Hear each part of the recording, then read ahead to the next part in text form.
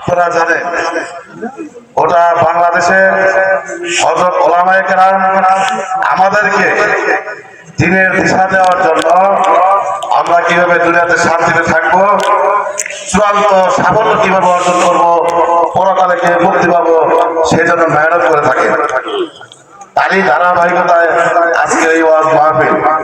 এই ওয়াজ মাহফিলে আলোচকবৃন্দরা, দেশের প্রধান মেহমান পরামর্শ দিবেন, দিক নির্দেশনা দিবেন এবং কি অনেক কিছু আমাদেরকে কোরআন সুন্নাহ মন্থন করে উপস্থাপন করবেন। যদি আমরা মানে তাহলে মাহফিল কামিয়াবি, কথা ঠিক কিনা? ঠিক। সেই জন্য আল্লাহ রাব্বুল আলামিন যেহেতু আমাকে আপনাকে এই জালিসুর রহমান বেস্তের বাগানে আসার বসার তৌফিক দিয়েছে, তার শুকরিয়া আদায় করতে হবে। কিভাবে? আমলের মাধ্যমে। যদি আমরা আমল করি তাহলে যথাযথ শুকরিয়া আদায় করা হবে। যা হোক, এখানে যারা উপস্থিত আছে আপনাদের চেহারা দেখলে বোঝা যাচ্ছে আপনার অত্যন্ত মেধাবী, মেহনতি, শ্রমজীবী এবং ব্যবসায়ী মানুষ।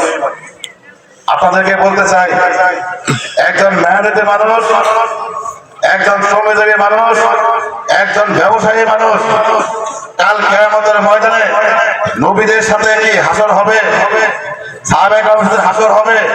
যদি সেই ব্যবসায়ী আদর্শবান হয়, শুধু সেই মেহনতি শ্রমজীবী মানুষ যদি আদর্শবান হয়, তাহলে আমাদেরকে ব্যবসায়ী, শ্রমজীবী, মেহনতি মানুষের পরিচয়ের সাথে কি থাকতে হবে?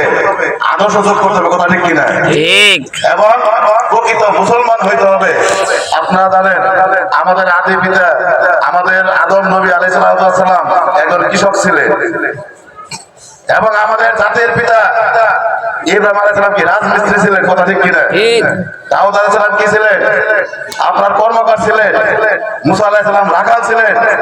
এবং আমাদের হযরত মুহাম্মদ সাল্লাল্লাহু আলাইহি সাল্লাম তিনি ব্যবসা পরিচালনা করছেন, ছাগল চড়াইছেন এবং বিভিন্ন কাজে উনি ব্যস্ত থাকতেন। সেই সাথে আমার কলিজার টুকরা, আমাদের প্রাণের চেয়েও প্রিয় হযরত মুহাম্মদ সাল্লাল্লাহু আলাইহি সাল্লাম উনি রাষ্ট্রপতি ছিলেন, কথা ঠিক কিনা? ঠিক। এবং কি চার খলিফা হযরত আবু বকর, হযরত ওমর, হযরত ওসমান এবং হযরত আলী রাদিয়াল্লাহু তাআলা আনহু, ওনারাও কি ছিলেন?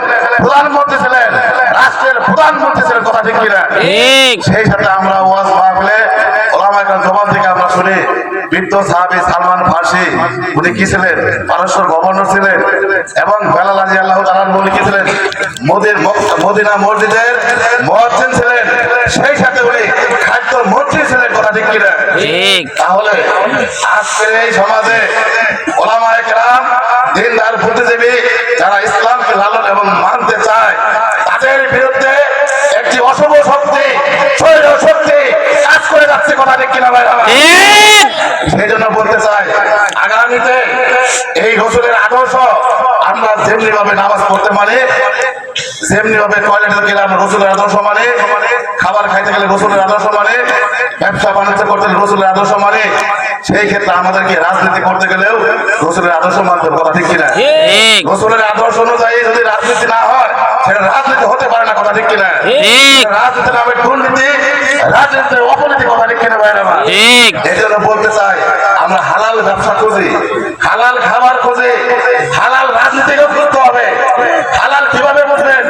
যে রাজনীতির সাথে ইসলাম আছে সেটাই হালাল রাজনীতি, যে ব্যবসার সাথে ইসলাম আছে সেটাই হালাল ব্যবসায়ী, যে খাবারের সাথে ইসলাম আছে সেটাই হালাল খাবার, কথা ঠিক কিনা ভাইরা? ঠিক। এই জন্য হালাল রাজনীতি করবেন তো ইনশাআল্লাহ? ইনশাআল্লাহ। রাজনীতি আমাদেরকে দুনিয়াতে শান্তি দিবে এবং আখিরাতে কি দিবে? মুক্তি দিবে। সেই জন্য আগামী দিনে হযরত ওলামায়ে কেরামের নেতৃত্বে, দিনদার বুদ্ধিজীবীদের নেতৃত্বে, এদেশে সহজ সরল দিনদার বুদ্ধিজীবী মানুষের নেতৃত্বে এক প্ল্যাটফর্মে বিশ্ববন্ধুর জন্মনাই ডাক দিবে ইসলামের পক্ষে, হক পাকার পক্ষে রাজি আছেন তো ইনশাআল্লাহ? ইনশাআল্লাহ।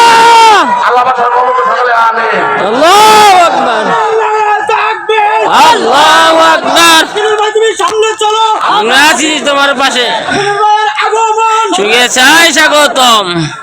সেই সাথে আমি কথা লম্বা করবো না। আমাদের প্রধান মেহমান বসে আছেন, প্রধান আলোচক বসে আছেন, কথা লম্বা করা সম্পূর্ণ বেয়াদবি। আপনাদের কাছে বলতে চাই যে আগামীতে দেখা হবে কিনা আমরা কেউ জানি না। এই সংক্ষিপ্ত সফরে আমরা আছি, সেই সফরকালীন সময়ে শেষ বিদায় যেন ইমানের সাথে হয়। শেষ বিদায়ের বিরুদ্ধে যেন আমরা কি জান্নাতের দরজা খুলতে খুলতে মারা যাইতে পারে, শেষ বিদায়ের সময় আমাদের নাকি জান্নাতের জানালা খুলতে খুলতে মারা যাইতে পারে। এই জন্য আমাদের প্রকৃত মুসলমান হইতে হবে। সুতরাং আমরা প্রকৃত মুসলমান হয়ে রসুলের আদর্শ মেনে আল্লাহকে সন্তুষ্ট করে আমাদেরকে কবর যাইতে হবে না ইনশাআল্লাহ। ইনশাআল্লাহ। নবীর ঘর মাদ্রাসায় নবীর ঘর, এই জন্য বাইতুল নবী, নবীর ঘর মাদ্রাসায় আমাদেরকে কি করতে হবে? সহযোগিতা করতে হবে, আন্তরিকতা থাকতে হবে। নবীর সাথে ভয়ানক হয়ে যাবে, কথা ঠিক কিনা? মহব্বত হয়ে যাবে, নবীর প্রেম সৃষ্টি হয়ে যাবে। এই জন্য এই মাদ্রাসায় আমাদেরকে শিক্ষার্থী দিতে হবে এবং কি সেইভাবে সার্বিকভাবে সহযোগিতা করতে হবে, অর্থনৈতিক শারীরিক সমস্ত কিছু করতে হবে।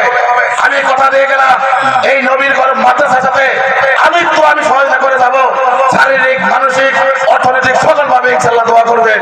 ইনশাআল্লাহ। আহ্বান জানাচ্ছি এই নবীর ঘর মাদ্রাসায় সহযোগিতা করবেন তো ইনশাআল্লাহ। ইনশাআল্লাহ। ইনশাআল্লাহ। ইনশাআল্লাহ। আমিন। আমিন। বেলায় বলতে চাই আগামী দিনে ইসলামের বিরুদ্ধে, এদেশের মেহনতি শ্রমিক মানুষের বিরুদ্ধে যারা এই কথা বলবে তাদের দাঁত ভাঙা উপযুক্ত জবাব দিতে হবে, কথা ঠিক কিনা ভাইরা? ঠিক। সুতরাং সুন্দর সমাজ নির্মাণ করার জন্য, নির্ভেজাল মানুষের অধিকার প্রতিষ্ঠা করার জন্য, ইসলামকে রাষ্ট্রীয়ভাবে সমাজে প্রতিষ্ঠা করার জন্য আমাকে আপনাকে মেহনত করতে হবে, ত্যাগ স্বীকার করতে হবে। ত্যাগ স্বীকার করার জন্য আপনারা রাজি আছেন তো ইনশাআল্লাহ?